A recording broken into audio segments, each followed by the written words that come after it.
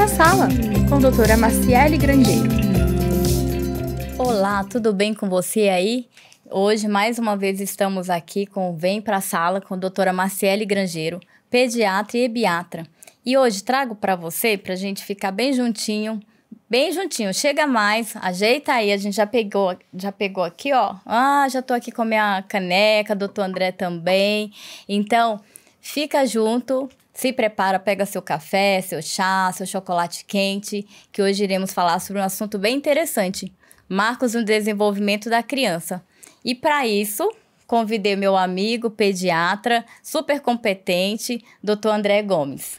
Bom, primeiramente, muito obrigado pelo convite, fiquei muito feliz aí de estar participando aí dessa sua sala, tudo lindo aí. E estou bem animado aí para esse nosso bate-papo aí em relação ao desenvolvimento, ao brincar, que é a parte mais gostosa da pediatria e a parte que a gente tem que ter atenção também quando está saindo ali do normal, né, do típico. Isso mesmo, né, André? Apesar de o brincar ser muito importante, a coisa aqui é séria, né? Exatamente. Por quê, né? Você deve estar se perguntando aí, mas por que a Marciele, que fala com adolescente, que cuida de adolescente, está trazendo esse assunto aqui hoje? Isso se deve porque, conforme a criança for se desenvolvendo nos seus primeiros meses de vida, aliás, desde a gestação, vai interferir lá na frente no seu adolescer, na forma do seu desempenho no adultecer também. Então, por isso, vamos lá para as raízes. Vamos conversar um pouquinho, vamos tirar as dúvidas. Depois você dá aqui seu like, compartilha, entra no nosso canal no YouTube, doutora Maciele Grangeiro, entra lá no Vem Pra Sala e pode também deixar aqui seus comentários. Como que está sendo esse viver a maternidade? Como foi? Teve alguma experiência parecida ou diferente do que a gente está falando aqui? Não deixa de curtir e compartilhar. E para isso, começamos agora com uma parte bem importante aí que o André vai trazer. André, como começa essa preocupação ou esse olhar? Será que é só depois que já nasceu, antes do nascimento?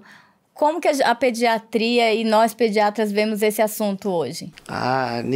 Hoje em dia a gente vê esse assunto aí já desde quando a família tem intenção de engravidar. Porque são os famosos 1000 dias, né? Na verdade, são quase 1100 dias, se a gente for comparar ali com os 3 meses prévios que a mulher vai se preparando, vai usando as vitaminas adequadas, vai fazendo os seus exames. E aí tem mais o período da gestação e os primeiros 2 anos de vida, que são determinantes para crescimento, para o desenvolvimento, para o adulto que será ali na frente, né? E para nós identificarmos probabilidades ou necessidades de intervenção precoce, não é isso, André? Com certeza. Tanto que no meu consultório, apesar de ser um consultório de pediatria, já virou um consultório de pré-natal pediátrico também, porque a informação, felizmente, hoje ela é muito mais democrática, né? E aí muitas mães, muitas famílias já vão procurando ali por volta do 2º, 3º trimestre para estar tendo essas orientações paralelamente ali com o seu ginecologista obstetra. E a importância do pediatra não só na sala de parto, como nos momentos que antecedem isso, né? Ainda na gestação, não é mesmo? Perfeitamente. É importante para o perfil de segurança, né? E é importante também para a família, para ver se linka ali com o pediatra, porque às vezes tem aquela química, assim, né? Da família, confiança, né? Empatia. Então, a família já precisa ter um sentimento de segurança ali naquele profissional. Então, também serve para isso, para ela ter a opção de escolher o pediatra da criança antes mesmo da criança vir ao mundo. Até porque, né, André, quando nasce um bebê, nasce uma mãe, nasce preocupações e muitas das vezes nem todas as informações que temos para passar, elas são de certa forma absorvidas por aquela família que está com uma mudança de rotina, é mais um serzinho entrando dentro ali daquela casa, mudando todinho o perfil, é uma rotina diferente e esse espaço esse momento que antecede o nascimento, ele é bem importante para isso também, para você passar um pouquinho dessas informações, não é mesmo? Exatamente, porque quando a criança nasce, a família fica ali em torno somente da criança, por conta das demandas da criança, por conta das angústias que a família tem, por conta dos medos, por conta do peso da responsabilidade, principalmente quem nunca teve essa experiência, quem está aí de marinheiro de primeira viagem, acaba que sente um peso muito grande e aí acaba que fica fechado naquilo e às vezes, por melhor informação que receba, não consegue absorver pelo estresse dos cuidados que ele fica aplicando. As noites mal dormidas, Exatamente. né? Muda tudo isso, a qualidade do sono, o tempo para relaxar também diminui. Exatamente. Tem todos esses fatores aí que acabam, que principalmente nos primeiros 3 meses, são bem intensos, assim, para a família. Exatamente. Por isso, esses marcos, eles foram divididos por meses de vida, indo até, hoje nós iremos falar aqui, até os 5 anos de idade, porque cada faixa etária tem o seu quê ali que a gente tem que observar. E também ele consta dos aspectos socioemocional, cognitivo, da linguagem e o aspecto motor. Então, não é só o ganho de peso ou o crescimento, tem todo esse aspecto sensorial, de fala, que a gente também precisa ficar atento. Inclusive, quando chega uma certa idade que essa criança não está ali com o seu pai, sua mãe, o seu cuidador, e ela sai do seu ambiente de casa, porque precisa a mãe voltar a trabalhar, e às vezes lá pelos 4 meses já tem que... Há uma necessidade de deixar na escolinha, na creche. Então, a gente precisa aqui falar um pouquinho sobre isso. E vamos começar com os 2 meses de vida, André? Vamos começar com os 2 meses de vida, que a criança já começa a ter um nível ali de socialização. Mas antes de falar dos 2 meses de vida, eu vou falar um pouquinho do recém-nascido, tá?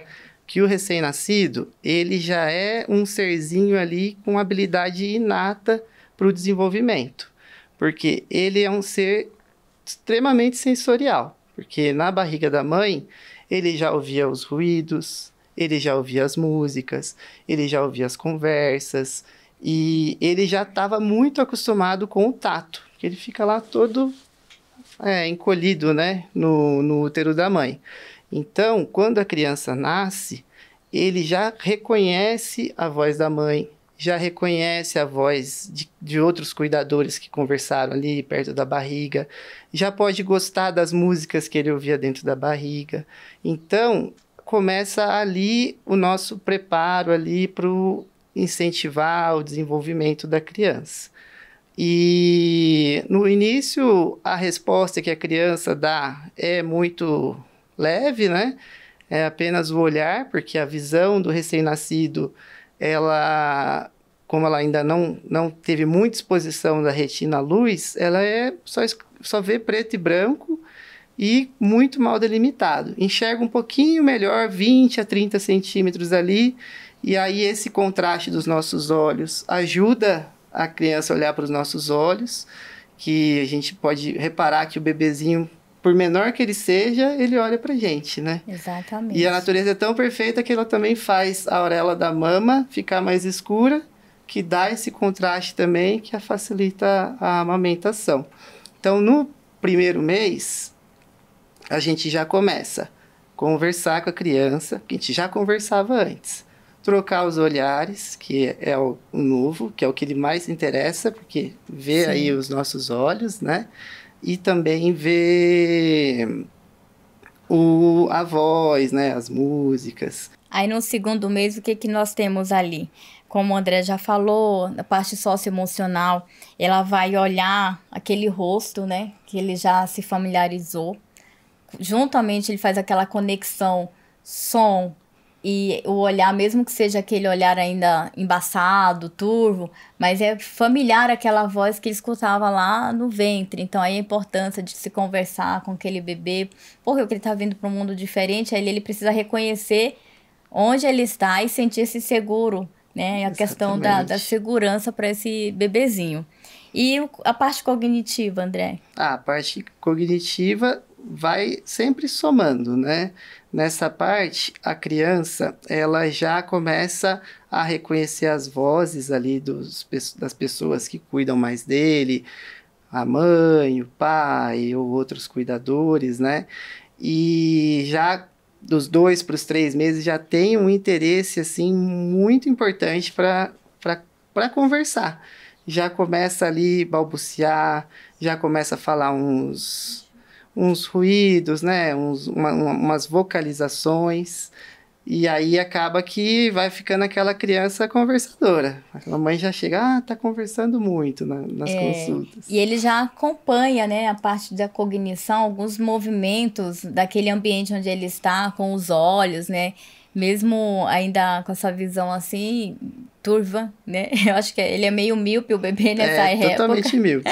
Então, mas assim, aqueles vultos passando, ele já começa a acompanhar com o olhar. Sim. Aí é legal o mobile, né? Isso é de fundamental importância pra gente observar. É um dos brinquedos, né? Bem comuns de a família. Eu acho que é o primeiro que, se duvidar, que é adquirido para poder para compor ali aquele quartinho. E a importância também, mesmo que ele não consiga ainda ver cores, se ele for colorido, mais para frente, assim, a gente vai ver a interação do bebê com esse brinquedo. Perfeito. E em relação às cores, a primeira cor que eles conseguem enxergar geralmente é o vermelho. Então, se tiver um vermelho ali no meio, eles já vão achar uma coisa diferente, tá? E antes disso, uma dica aí que a gente dá é estar apresentando figuras preto e branco, que a criança fica hipnotizada mesmo.